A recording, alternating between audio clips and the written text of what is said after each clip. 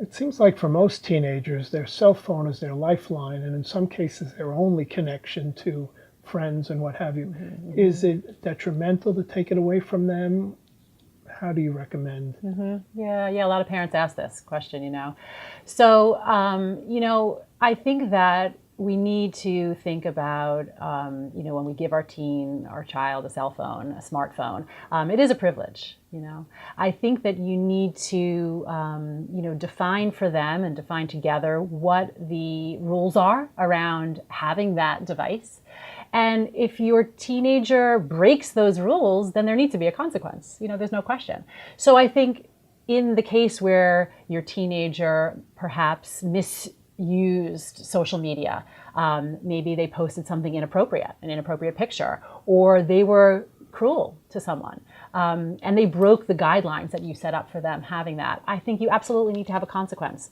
But consequences need to be short, right? We need to give our teenagers the understanding that they did something wrong, the behavior needs to improve, and then we have to give them a chance to do it right.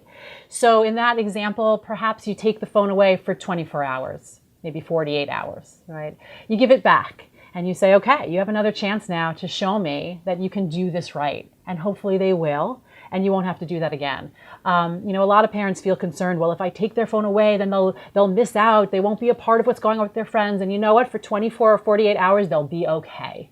I wouldn't suggest you take the phone away for 3 months. I think it's true. This is their culture. This is their lifestyle. That would be hard. They would probably not be as connected socially, and it might feel like it hurts their esteem. They might be missing out with their friends. But short consequences of taking phones away, I think can be effective and are appropriate in those situations. Do you have any strategies for setting technology limits with teenagers without it becoming World War III? Yeah, absolutely.